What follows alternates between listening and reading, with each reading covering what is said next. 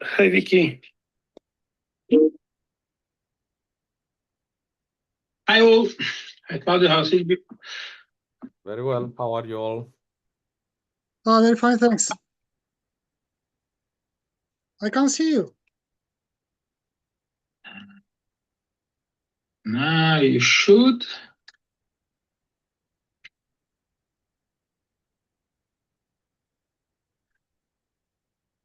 Excellent. We still. That's Benjamin. Yes, Benjamin. Yeah, for Benny it's a bit earlier, but yeah.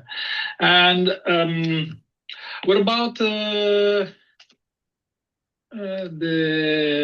recording of the session? Will be just his internal via Teams between us, or will be open to someone else either? I will coordinate the meeting because my colleague, which is in power for this task, is in another meeting.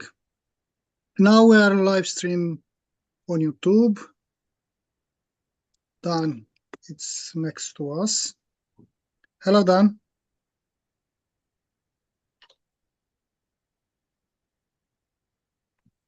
Dan, you can unmute yourself.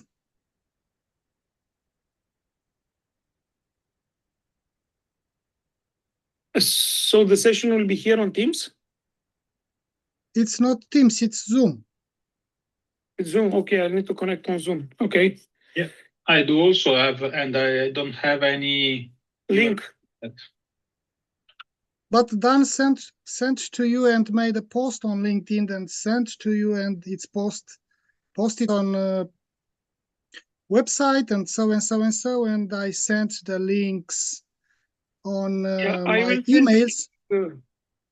I'll send you the link, Vicky, just a second. I have the link now. Yes, in my Catalina, if you hear me, please make host Dan, because it's from our team. Okay, Dan, if you can unmute, you can. You could, if you can't talk, it's not any problem. All right. I'm in, finally. So everyone have the link in the Teams chat. Who is missing right now? But not in the Teams. No. In our internal Teams, I gave them the Zoom link. Okay. So it's just Vicky remaining, right? And Benny. Let me because with Benny Benny was next here. to us, and it's again next to us. All right.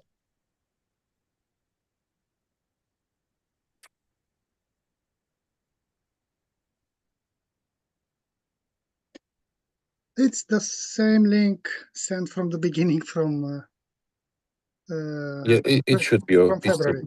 Yes, it's okay. Hope to be more attendees would be nice, not just us. Even so, we'll distribute the YouTube link. Just taking consideration, please, Catalin, to inform any attendees that all event will be recorded and will be live stream on YouTube. Okay, before to start. Catalin? So Claudio, sorry. Claudio will make the introductions, right? Yes, we'll make the introductions, and we'll let everybody knows that MVC is next to us. That will be recorded. Claudio, you are mute now. Benny, can Benny be a presenter as well, because he cannot speak?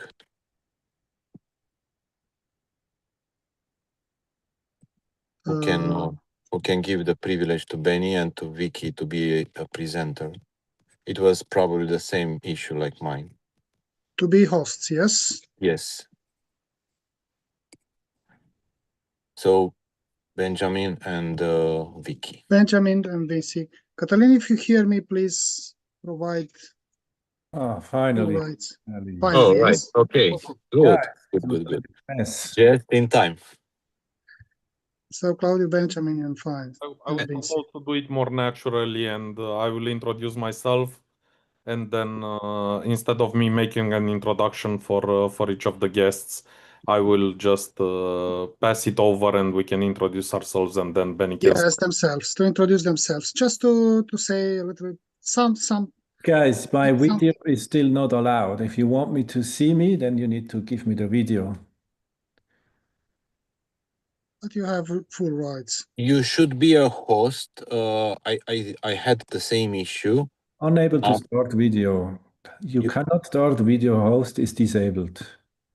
All right. So he's in the disabled mode, probably because not seen like a host. Can you make, because if I'm pushing video, oh, I cannot start video myself as well. You cannot start video because the host has disabled it. So I have the same issue. Probably not a host, like the presenter, maybe. Who is having the privilege? You, Mircea, or you, Claudio? Catalin has the privileges, and it's online. He's in a meeting, but I'm asking him on WhatsApp to just a second.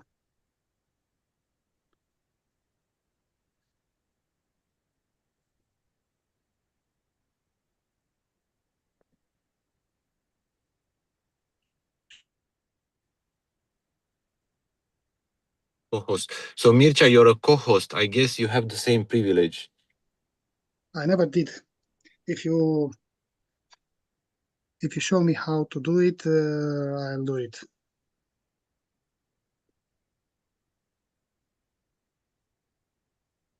Actually, I must confess that. So Mircea, you're a co-host. I guess you have the same privilege. I never did. If you understood. Claudio, you are co-host? I don't know, but I can use both microphone and video. Let me check. Yes, I can see you, Claudio, as a co-host. So maybe you can have the privilege to. So please provide Claudio privileges to Benjamin and Vinci.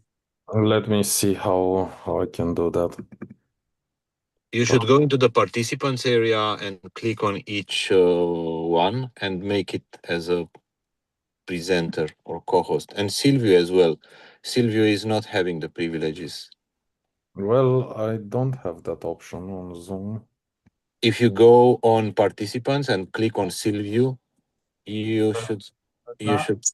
Now you should all have the privilege. It was a host tool icon and giving all participants to video. You are full rights now. If I can see. Oh, now I can see myself as well. Okay, so everyone, you should try again with the video, and we should be all good. Finally, it works. Yeah. Oh, hallelujah. Okay, so.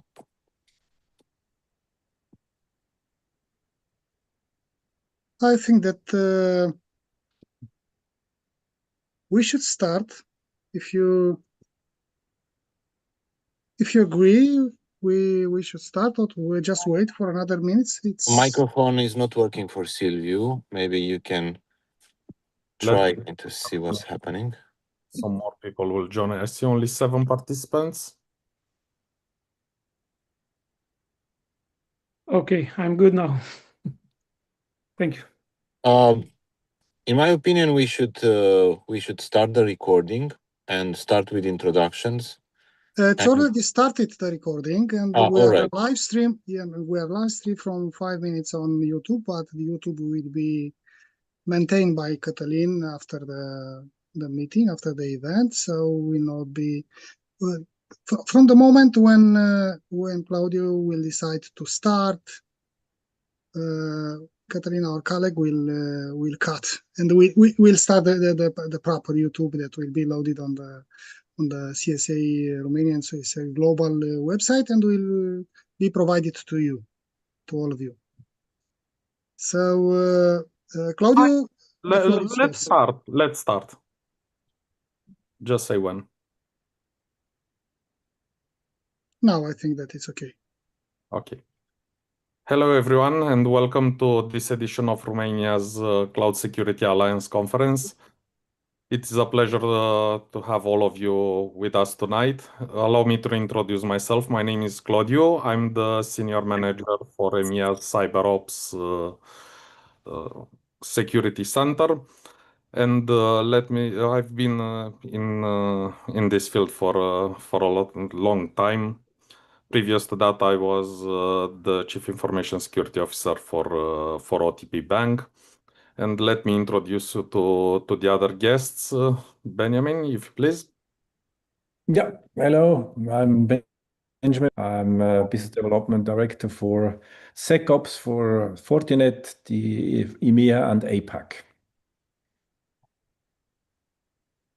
So you want me to start? Yeah, please. Good. Okay, let me share.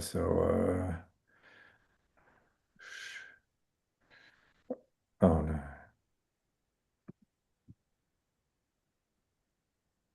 So I need to give privilege access Zoom. I need to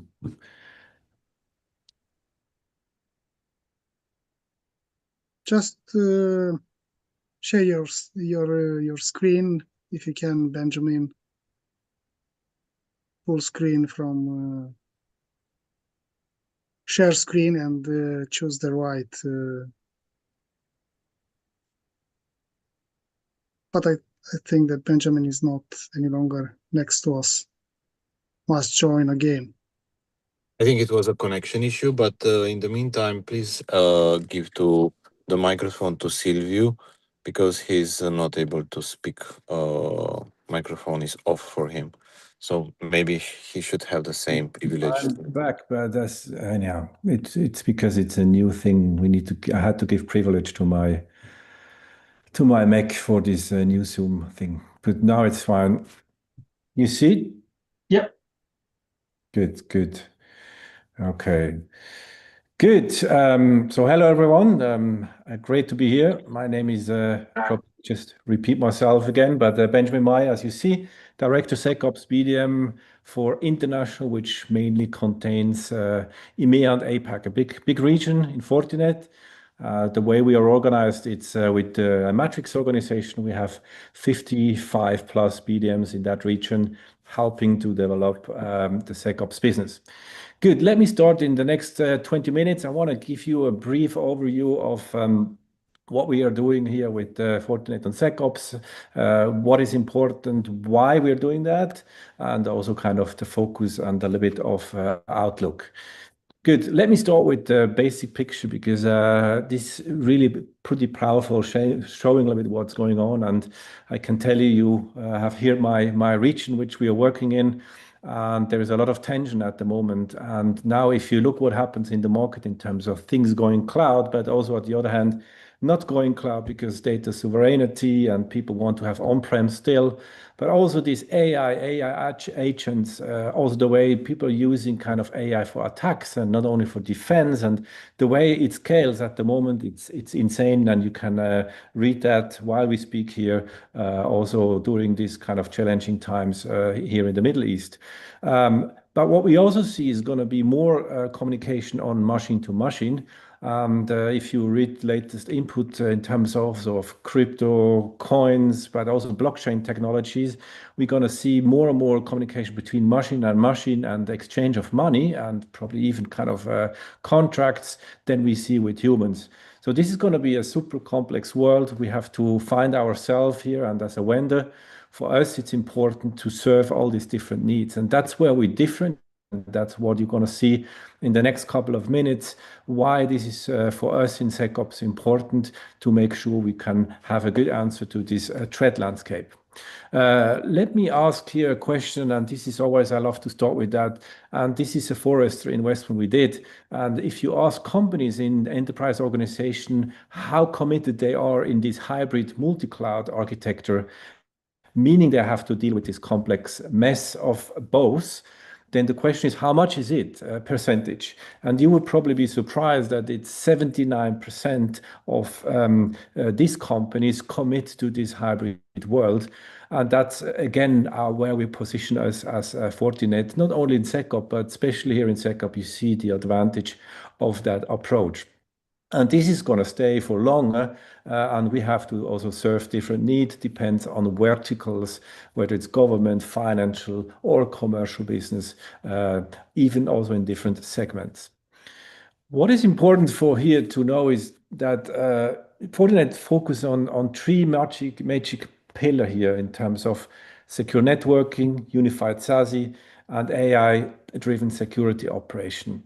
And what you realize as a first view is that the total addressable market, which is here given from Gartner's numbers, with unified SASE and secure network are smaller than even the secure operation piece.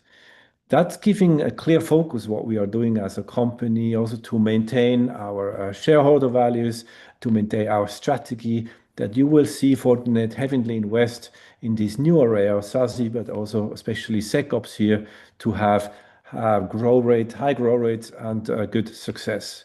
So SecOps, especially for the next following year, is going to be a really important success factor also for Fortinet future and business. That's what we're going to focus now on SecOps. We don't have time to go in the details of the product, but what I want here to you guys to know is that along this NIST cybersecurity framework steps, even starting with strategy, identify, protect, detect, response, and recover, we do have different solutions. We always in SecOps team say we are not just selling kind of boxes that probably many people know from the classical firewall business. We really sell unbreakable business reliance. And that's based with different kind of solutions. Some of them come from acquisition, some of them they're long with us. You see also in this different step that there is some products that serve more of those steps. The important thing is that you see Fortinet has solutions, has different approaches to these demands in these different steps. That's part of our fabric. And it might look a little bit messy, but you know that in this future world, some of those will merge. We will see also some platformization going on in terms of different products, mainly towards the endpoint and towards also central SIM SOAR. While we speak now, there is also Accelerate going on in Las Vegas from Fortinet with latest news, and you're going to see some really excitement announcements, especially in some of the mergers of those products in these platformizations. I said there's not going to be one big platform. It's more probably going to be 2 or 3 platforms here because it has a pretty also complexity across this process. What is super beautiful in our Fortinet SOC platform is that we give solution any size of organization. So you might ask yourself, some products, are they overlapping like Analyzer, SIM, or Forti Endpoint, Forti Client, CTNA, EDR? Yes, some of them are, but they also serve different purpose. Also in terms of segments, in terms of demand. We are talking about 3 main approaches here. The one is the turnkey SOC. It mainly comes from installed base out of customized Forti Analyzer, which want to go in some basic use cases of a SOC, probably driven from compliance like NIST 2 or others. This is a perfect entry point, and this is kind of a turnkey solution.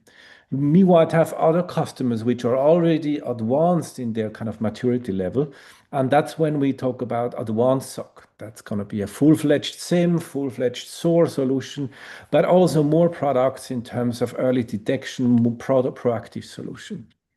But out of this demand, we also see that there is many customers asking for managed services due to lack of resources, meaning we also have managed SOC. This is not a full managed service because we don't want to compete with our partners and strong channel, but this is a partial managed SOC where it very well works together with our channel and also with the customer as bringing and fully integrate then in a full managed SOC together.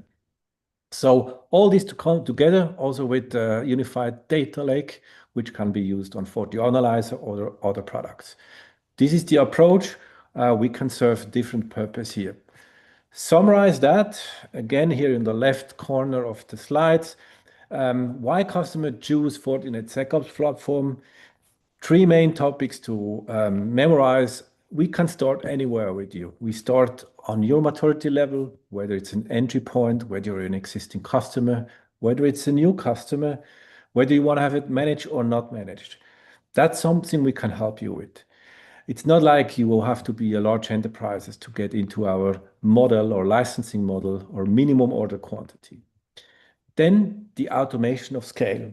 Here, I would say it's automation and also AI of scale, meaning that automation and AI is a very important and key functionality in our products, undependable of which of those kind of flavors you're going to take.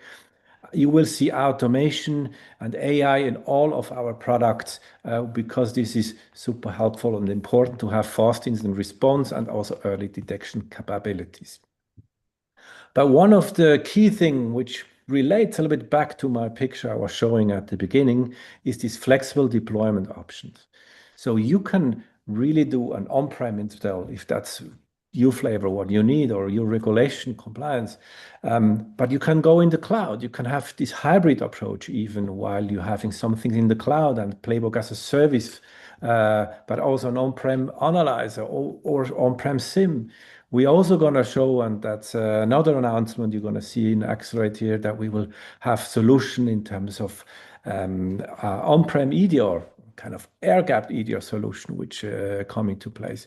So this is really a good platforms which you can use to serve these different demands, and that's where we also differentiate here on the market.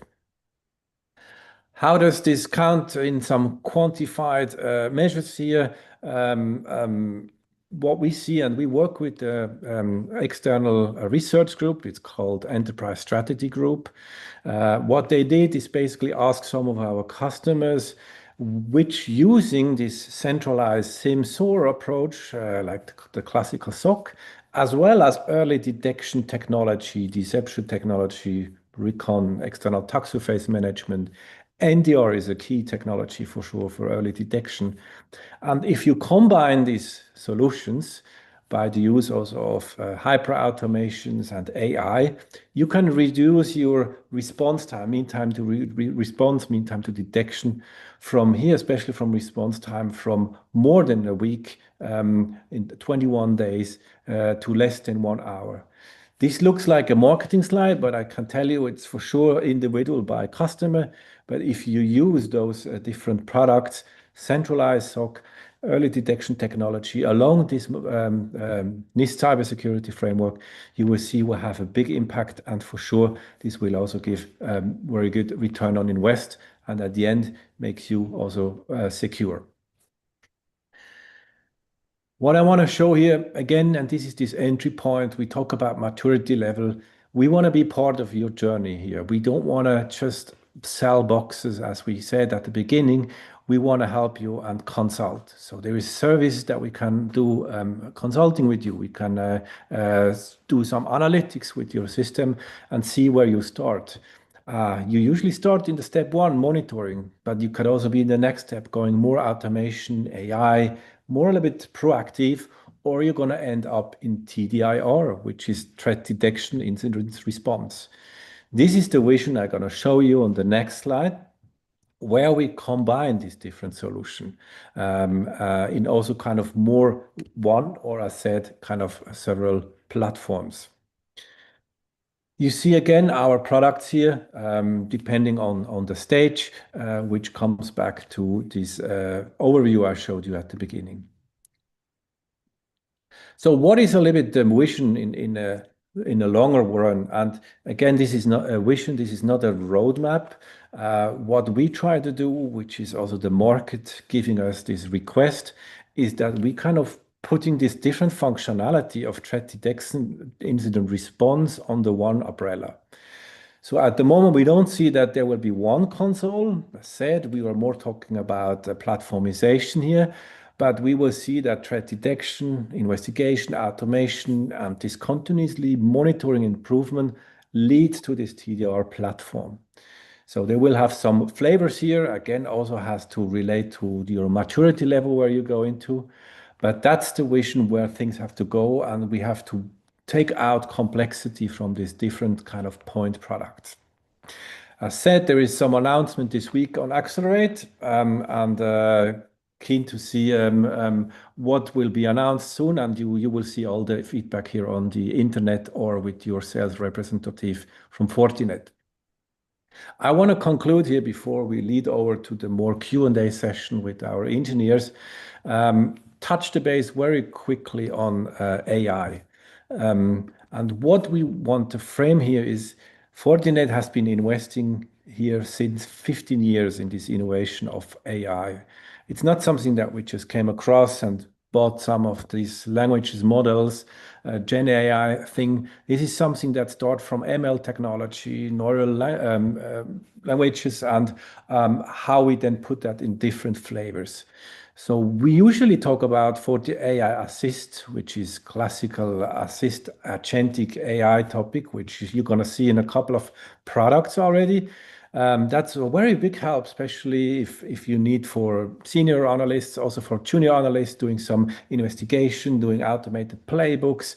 There is a lot of really beautiful tools here, and this is expanding super fast. But we also secure AI. So we see that there's more customer that they want to have their own language models on their on-premise with their data on-prem. And so we also help to secure this LLM. We help that there is no data going out. We help that there is the right use of this large language model in the company. And the third one is also we're using AI to protect, because attacks coming from AI. This is also a different way of detecting the adversaries, the attack here.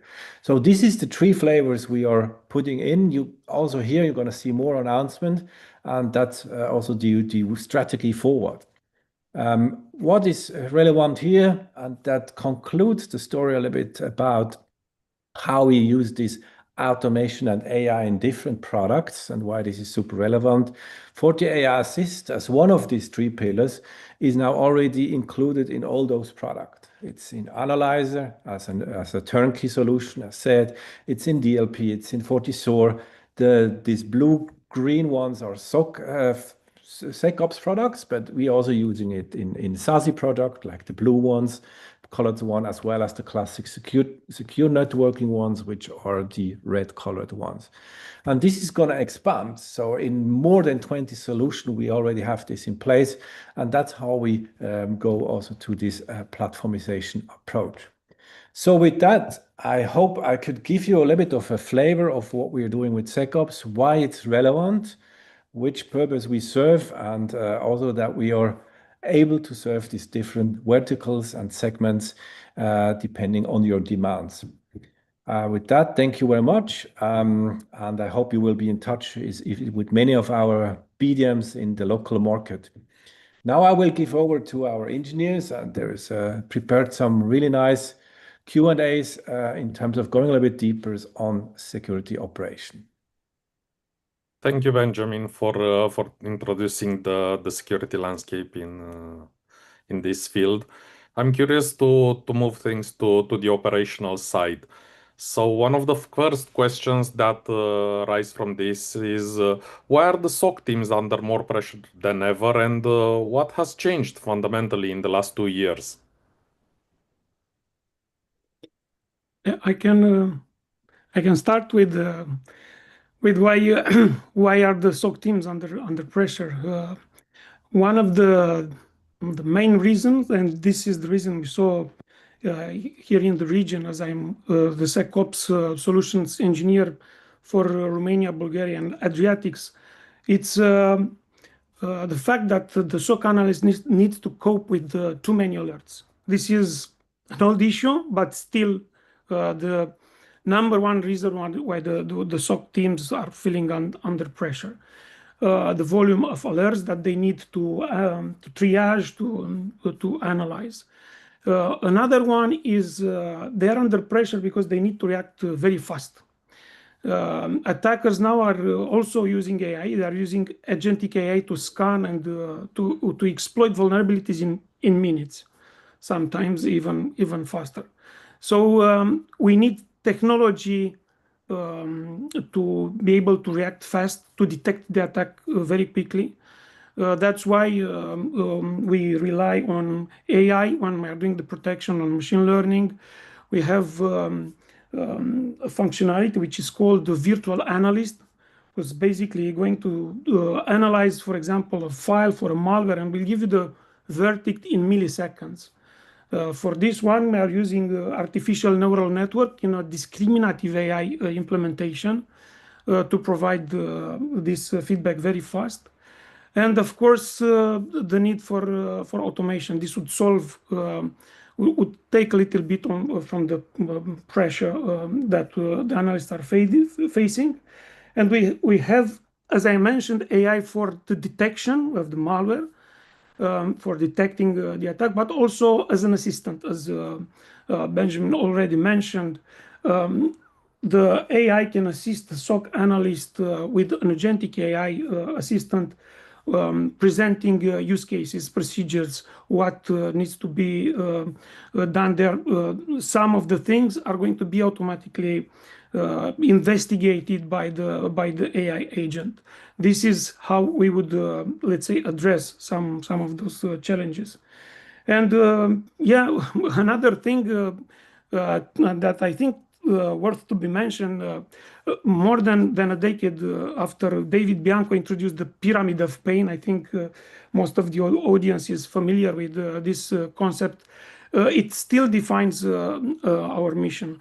The attackers, according to this approach on the pyramid of pain, the attackers' ability is to quickly change IP addresses, URLs, hashes of the files. Even they can even change the tools very easily.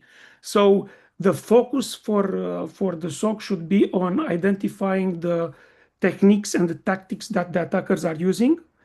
And in order to do that, the investment in the technology should take into consideration appropriate sizing for logging.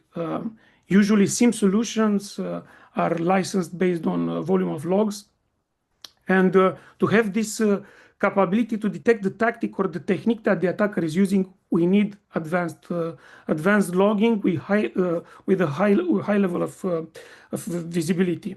So yeah, this is also one of the things that should be also considered to solve this huge challenge.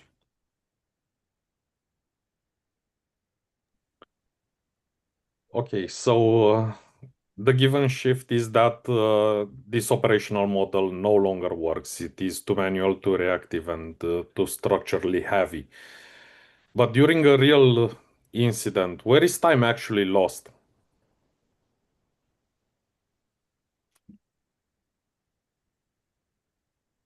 Maybe I can give you an answer to this thing.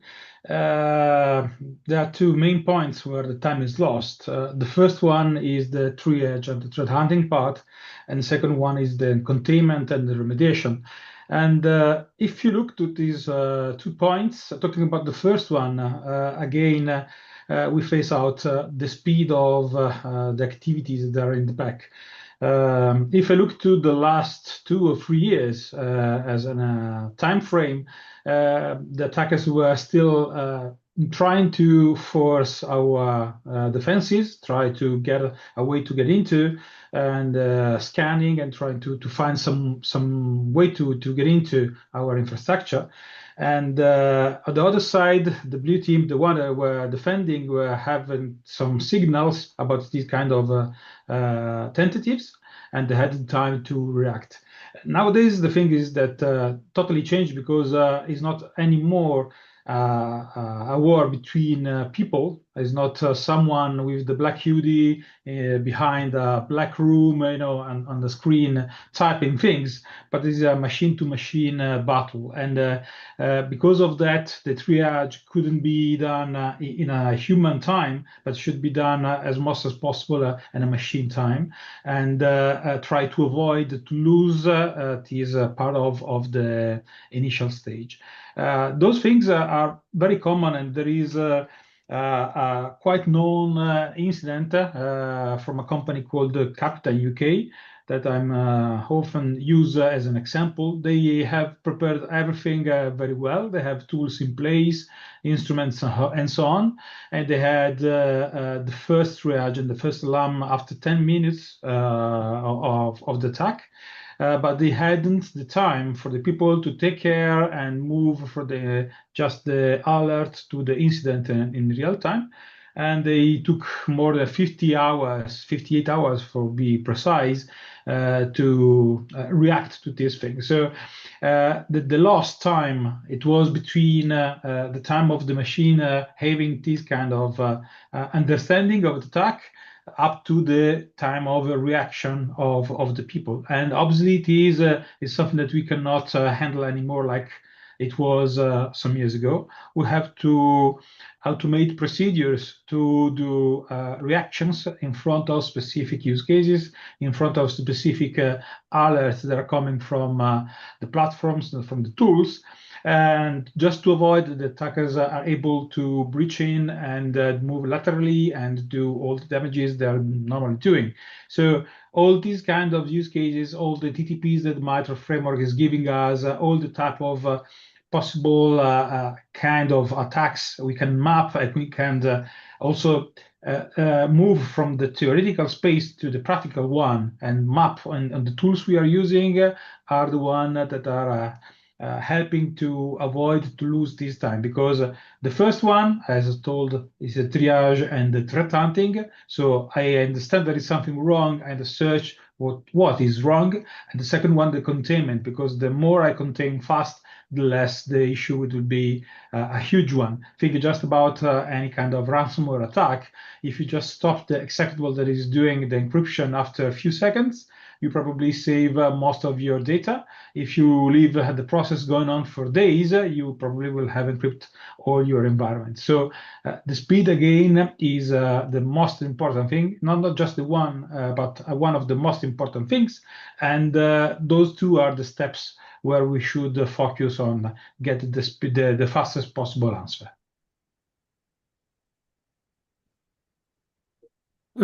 Claudio, you are on mute. Sorry. If we know where the time is lost, why are so many SOCs still reactive? Well, it's quite, let's say, simple. To be proactive, you need basically some upfront info. You need to be informed before the attack, right? I think that this is where Fortinet can really help the SOC teams and the clients. We have a dedicated team in Fortinet division called FortiGuard. Is the division that provides threat intel to our clients. So about being proactive, I would mention the outbreak services, and this should be one of the main takeaways from our audience on this. What do I mean by outbreak alerts or services, outbreak signatures? So let me explain it. What would be basically the difference between an antivirus classical package of signatures and outbreak signatures? Both of them are, let's say, signatures behind identifying, behind raising an alert. We have basically, let's say, a signature. So I'm going to do an analogy to better explain this. Imagine when we talk about signatures, a signature is like an umbrella, right? It's an umbrella which protects us against different things. Let's say we have an umbrella to protect us against the wind, another umbrella to protect us against the rain, different umbrellas to protect us for different radiations and lights and stuff like that. So we have plenty of umbrellas, plenty of signatures. But what we need to know to be proactive, we need to know even the weather is fine and everything looks okay. We need to know that at some point the storm might come. So we need someone to tell us, hey, be careful, a big storm is coming to you. So with those outbreak signatures, we are not just providing the signature, we are providing the signature, and along with the signature, we are informing the client about what the attack looks like. We tell them, look, this is an attack we are seeing happening in the cloud, in the real with other clients. We also inform them how to protect against the attack, what measures they should take to protect against the attack. And this kind of the investment in those kinds of services from the security vendors are very valuable because they are indeed proactive and very helpful. And we provide those outbreak alerts per verticals for different types of clients. The main goal is for those alerts to be relevant in based on their profile. And one thing that I want to mention is that Fortinet is having a huge, let's say, coverage with lots of sensors. We are the #1 firewall network firewall deployment in the world. We have IPS antivirus engines in the firewall, in the client solution, in the email gateway, web application firewall. On different platforms, we have sandbox devices for each client. So all those devices are acting like sensors for us to do this weather forecasting, let's say, to inform upfront the clients about what they might face and to protect themselves. So this is one main takeaway, this outbreak. And another one, very useful, it's we have a product, FortiRecon.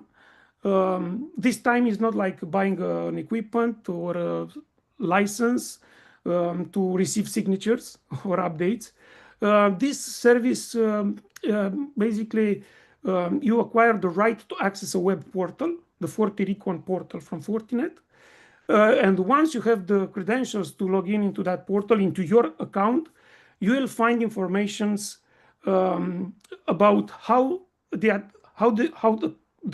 assets of a specific client are seen from outside, what the attackers are seeing, what services you have exposed as a company, what IPs, what URLs, what ports are open. So we let the client know about what might be exploited. That's one thing.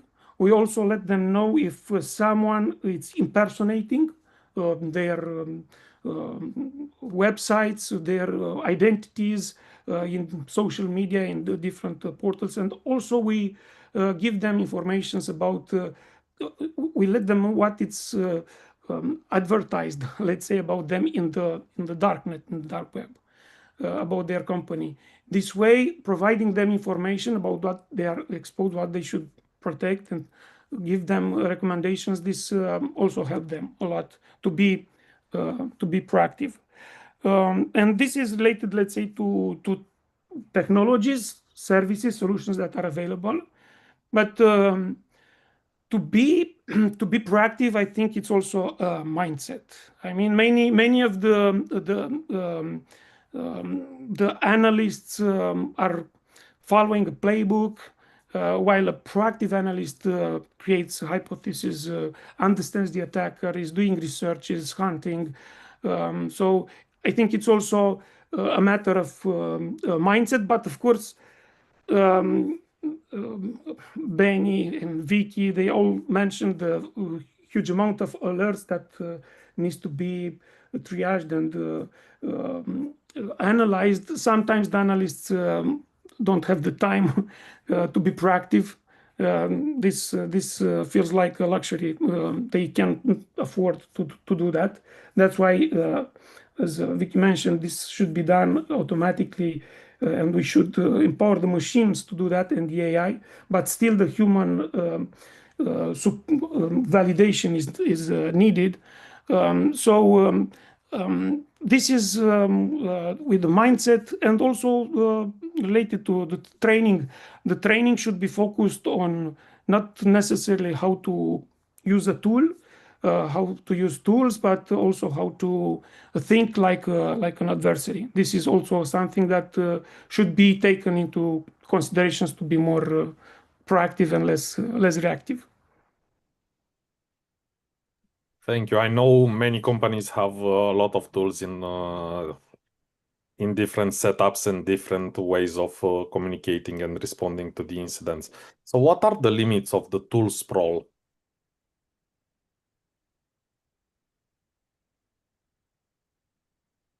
Silvio, would you like you, or I can go for that?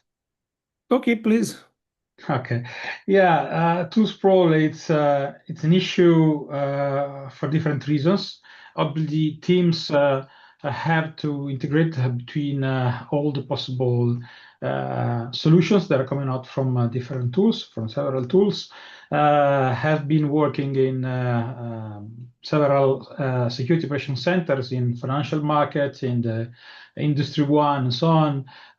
One of the most challenging point was to set up the whole infrastructure in the way that all the tools are able to cooperate between all of them, to select where the information should be consolidated and where the analysts are able to get in deep understanding of what's going on.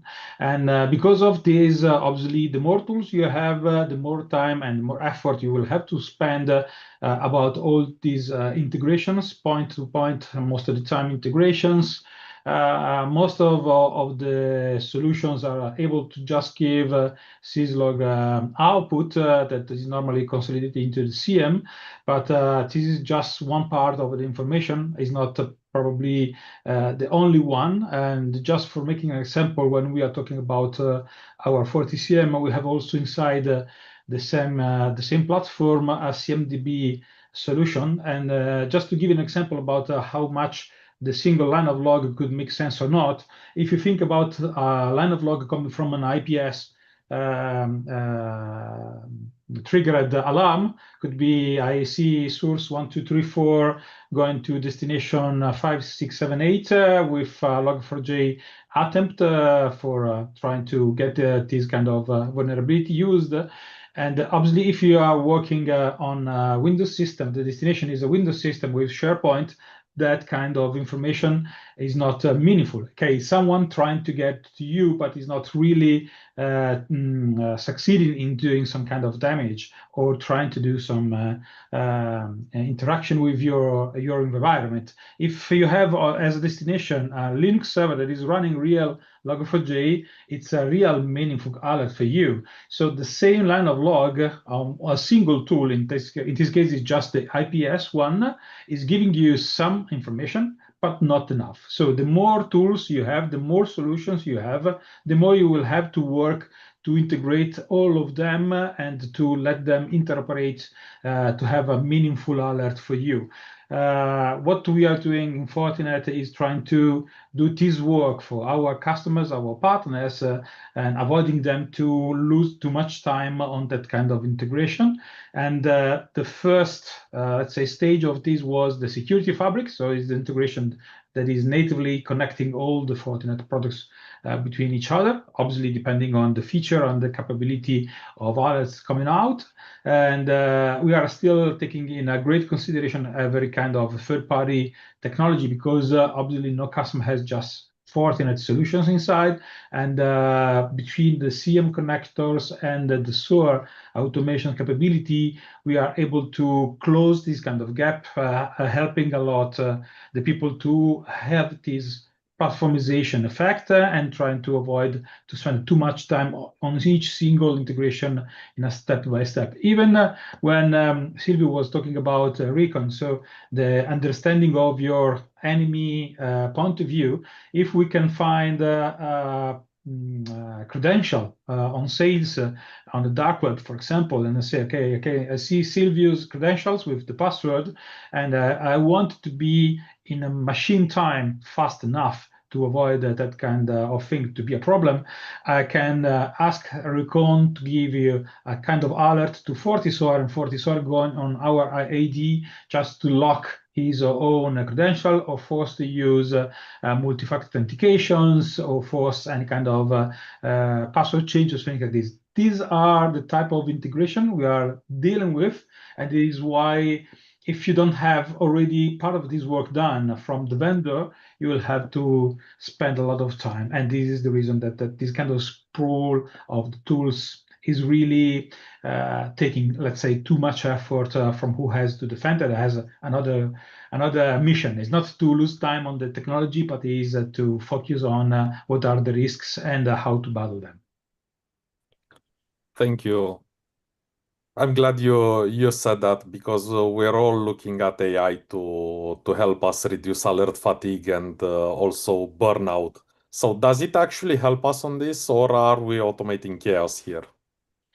Yeah, for sure. AI is probably one of the best tools we have in the latest time to help the analysts. First of all, not just to redo the same things like a monkey 20 times in a day, just copy pasting things and creating reports and things like this. That is obviously boring and is not giving any kind of satisfaction to who is inside a security operations center. And this is just one of the first simple example, but is even much more interesting that we can use AI for helping the analysts to get into the steps and the stages of an attack and drive the possible solution, the possible way to contain the attack, and so on. But not only. Another thing that is useful on both sides is also the usage of AI to create playbooks, to create parsers for specific kind of logs, to, let's say, help you in the usage of the product. We don't want the people to be black belt of the product A, B, or C. They have to use, and as a simplest way possible, just to avoid to lose time in things that are not really related about their work. That is finding the bad guys and blocking them before the damage is done. So in that case, AI is really the best friend we have to reduce burnout, to speed up the activities, and again, when I was talking about the time of reaction, to be faster to close the possible door for the attackers. Very interesting. So in that light, how does an efficient SOC look like, in your opinion, in 2026? This is a good question. Honestly, there are different answers for that. What I would underline is that a security operations center is not just done from technologies, but is done from technology, from people, and from processes. All these three things has to run at the same speed, have the same attention, because if you just fail in once, the whole SOC will be not working properly. And another nice thing that I was chatting about with a customer a few days ago, who was underlined the need of training. Is like when you do marathon and you start to train and you get in a good shape and you're able to run a marathon very well, and then you stop to train for a while and then you want to run the marathon like before. And if you know how is the training going on, it will not work anymore. You will be not fast enough. You have bad behavior, and your technique will be not so good, and so on. So even the training of the people will have to be a part of the next generation SOC. So tools, obviously, they are needed, but the capital example is giving you the idea that they are not enough. You have to have enough people, and you don't have to let them burn out because of silly tasks to do. You have to have good processes and the mapping of the use cases about what there could be the attacker doing on it, and every kind of threat intel that is helping you to understand if someone is taking care of you. And at the end of the day, train all these things continuously and improve continuously, because it will be a never-ending journey to the maturity of your security operations center. Thank you. This brings us to some interesting options here. Because up until now, everyone, as you know, has implemented a lot of solutions, and the infrastructures everywhere are quite fragmented. So, what are the hidden costs for these fragmented architectures?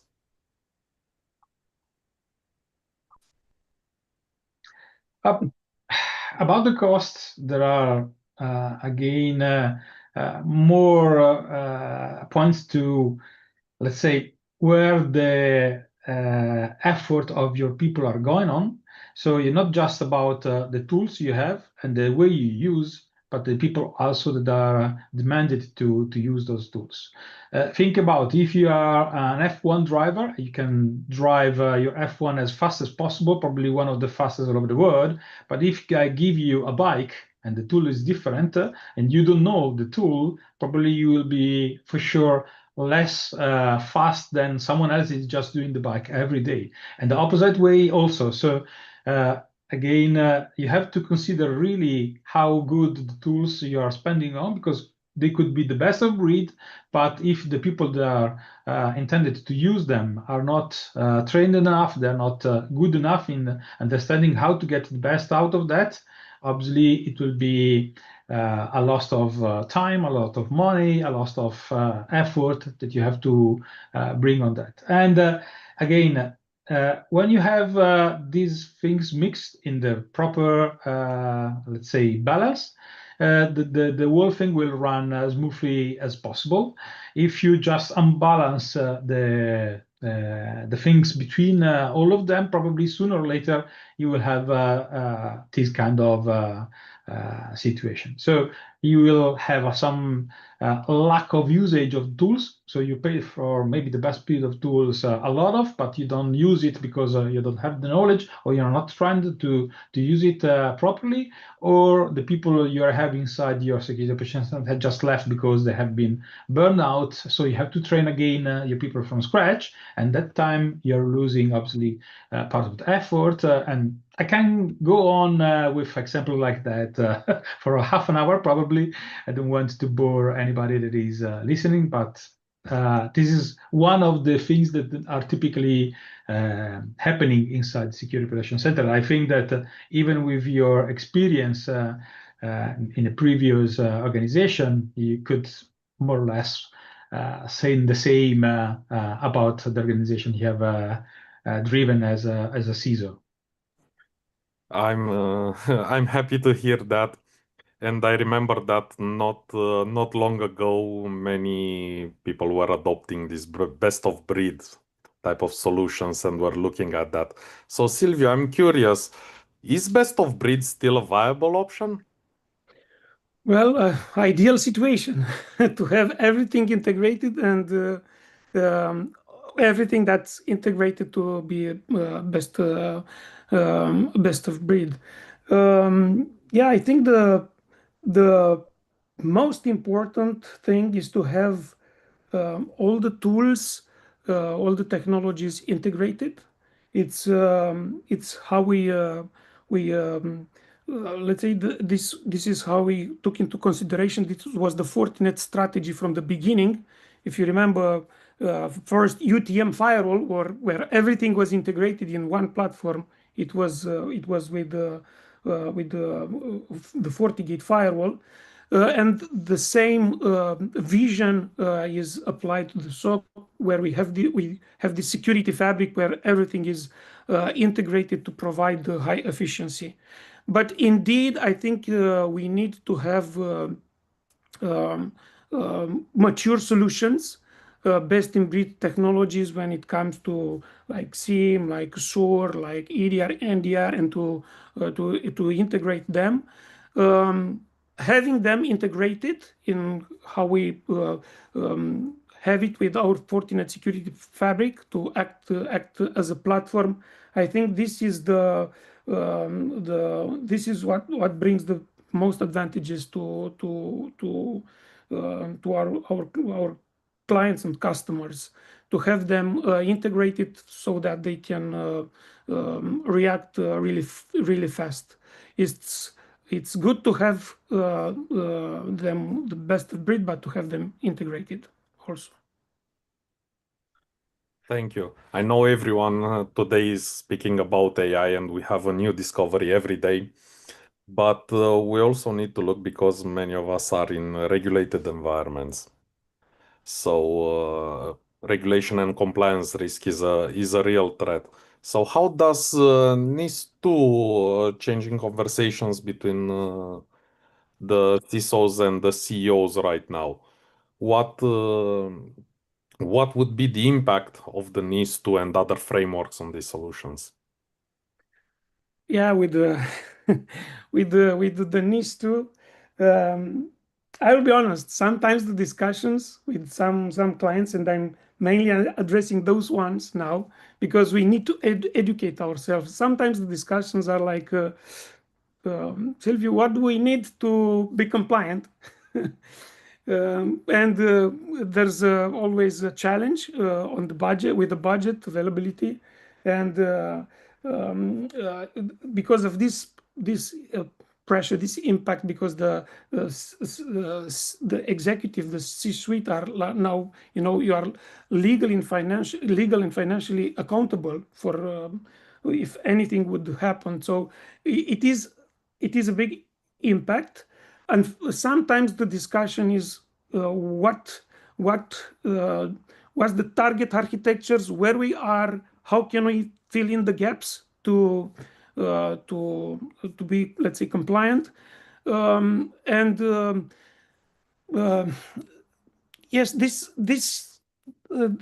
is something that needs to be covered, but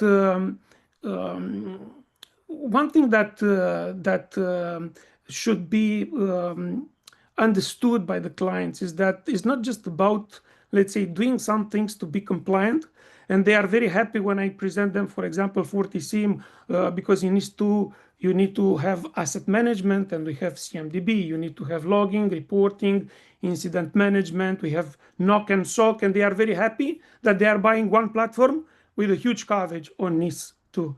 But I think that we also need to switch a little bit the mindset, because I was talking with a partner and he was telling me about a client who said, I'm going to have a different strategy. I'm going to invest minimally in some tools to be compliant, and I'm going to put the energy and the effort in recovering the systems. The approach that our partner was telling me about that client was that if indeed he would be a target, then he would not stand a chance, because the attackers nowadays are more powerful financially and in terms of resources, and he cannot cope with an attack if he's a real target. And the strategy was to invest in recovery procedures, to automate everything, to recover all the systems very quickly, and they did that. And unfortunately, that's the story.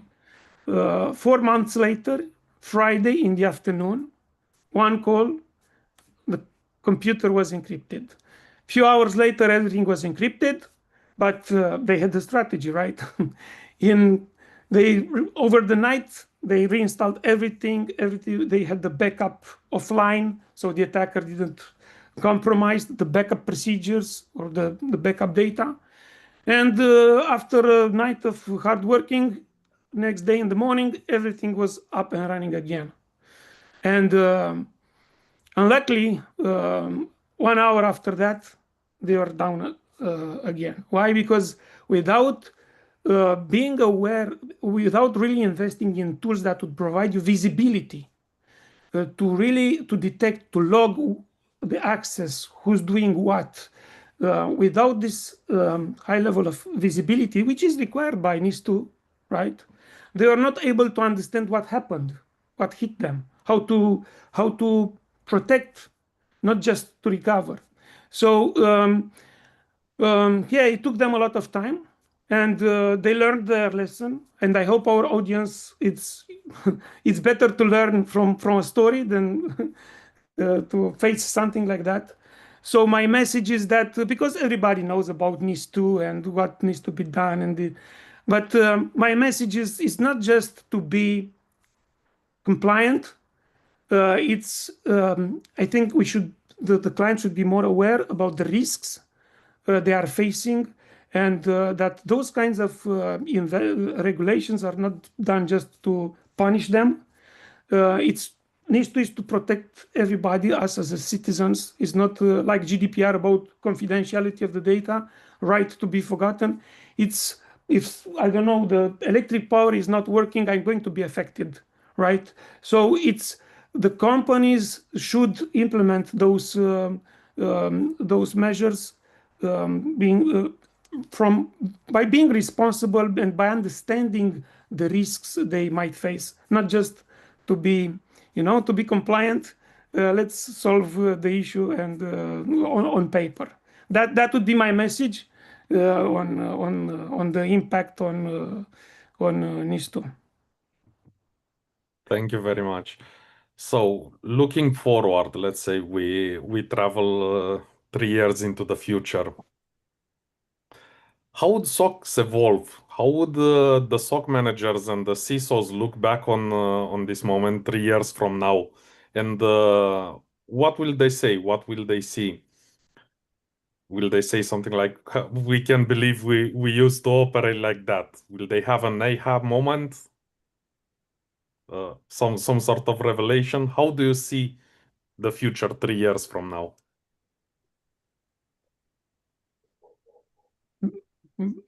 Vicky? Okay, I will try. Yeah, it's difficult. I mean, to do predictions is like, like with the stock market, what might happen. In my opinion, 3 years it's a long time. It's long time frame. The things are evolving so fast now that I think we are just struggling to cope with what's happening with the AI revolutions and with agents and with cloud, and everybody is saying how attacks are really evolving.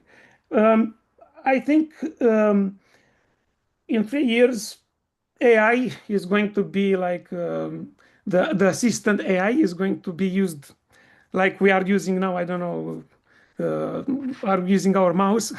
It's going to be on the right side of the SOC analysts, and probably they would look back and they would say, "Oh, 3 years ago they are doing that without using AI, without asking the assistant AI like we are doing now in Fortisur. What do you know about the attacker? What techniques and tactics is this attacker using?" So this is probably going to become a commodity, and probably their attitude will be like, my kids are asking, "Oh, you didn't have a phone when you were 6 years old?" "No, I didn't." So probably in 3 years everybody would ask, "Oh, how they are working without using AI for detection, but also with the discriminative AI to detect, to identify the malware, to detect the attack, but also the generative AI and the agentic AI as a support for the SOC analysts." But no more. This is the maximum prediction that I would make for 3 years from now. Thank you. Vicky, what's your opinion? I'm very curious. Yeah, I agree with Silvio. 3 years is such a long time, and if I would try to think about what was 3 years ago, it was such a very different world, and I couldn't imagine how fast could evolve in the next 3 years. One thing that I'm pretty sure it will not change is that the most of the actual task, as Silvio told, will be driven by software, by server. So the AI world will be, let's say, probably solve the 95% of the usual tasks we have nowadays in a security operations center. But I'm strongly convinced that the human side will be still there, because there are so many several aspects that are belonging to the knowledge of the human being that are not really possible to be mapped into processes or to software configuration and so on.